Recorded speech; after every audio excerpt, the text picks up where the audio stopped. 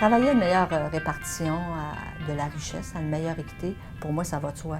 Mais en plus, de voir les résultats, pour moi, c'est important. Faire en sorte qu'on change les affaires, mais ensemble. Pas sur la forme charité, plus sur l'organisation communautaire.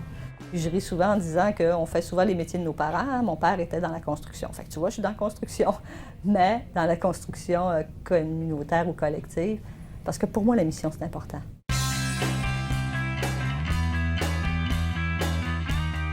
On va se coordonner, là, mais moi, je pense qu'on prend le leadership. Ben, moi, je dirais que là, on est rendu, là, que c'est l'échéance qui... Je suis posée de voir aujourd'hui. On est supposé se voir aujourd'hui? Oui, mettons 5 minutes, là, parce qu'on coordonne la conférence de presse. La particularité de l'habitation communautaire, c'est que c'est des gens qui se mettent ensemble pour trouver une solution collective pour résoudre des problèmes. Ça peut être la pauvreté, ça peut être l'exclusion quand tu as des besoins qui sont vraiment spécifiques, mais ça peut aussi être juste une volonté de vivre autrement, de s'organiser collectivement pour vivre une expérience qui est communautaire, mettre en commun nos compétences, nos connaissances, puis vivre autre chose, autrement que comment ça se fait sur le marché privé. Bâtir son quartier, c'est une équipe de 30 personnes qui mettent au service de la communauté leurs compétences. C'est donc des gens qui sont agents de développement, chargés de projet, formateurs, administrateurs, comptables, des gens qui font de la coordination.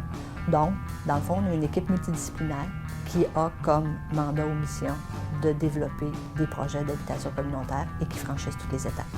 Nous sommes sur tout le territoire montréalais. Nous avons développé 8000 unités de logement au cours des années. On peut dire qu'on est un gros développeur immobilier communautaire, je dirais même le plus gros développeur immobilier communautaire au Québec. On est devant le projet du 1460 Crémazie-Est, qui est un projet intergénérationnel où vont se côtoyer autant des familles, personnes seules, que des personnes âgées. Alors ici, ce qui est intéressant en fait dans le projet, c'est qu'on récupère beaucoup d'éléments architecturaux de l'ancien couvent des Sœurs Grises qui sont adaptés aux besoins de maintenant, c'est-à-dire l'organisme a besoin de bureaux dans le projet, donc 8 ou 9 bureaux ici. On a récupéré les anciennes fenêtres et les cadrages de l'ancienne chapelle. Et pour moi, l'économie sociale, c'est mettre le social au service de l'économique. Mais sans ambiguïté, parce que des fois, les gens disent que l'économie sociale, c'est plus une affaire de social que d'économique. Non, c'est vraiment des entreprises qui font des affaires, mais qui ont aussi une mission. Donc, c'est un équilibre entre les deux, ou je dirais c'est un plus. C'est faire de l'économique avec en plus du social. La vie démocratique au sein des organisations d'économie sociale, oui, moi je dirais que c'est un plus. C'est un plus pour les employés. Ils contribuent, ils décident, ils influencent, ils peuvent changer, modifier le cours du fonctionnement.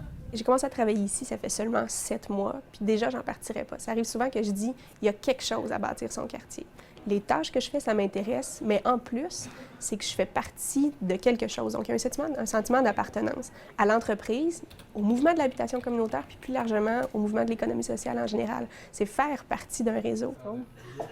D'ici quelques semaines ou peut-être même quelques jours, Dès la fin de mes études, j'ai été invitée à venir passer une entrevue.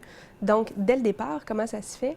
C'est que j'ai vraiment ressenti une ouverture à ce que je sois ici. Une ouverture, puis un désir à me donner des responsabilités, puis à me permettre d'avancer dans cette organisation-là.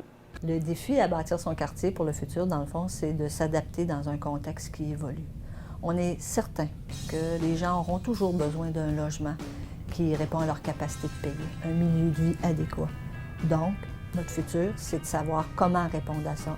Ce qui est satisfaisant, ce qu'on constate, c'est que dans le marché privé, les développeurs privés acceptent cette notion-là. Ils sont d'accord avec nous qu'un milieu mixte, c'est un milieu de vie où tout le monde y gagne.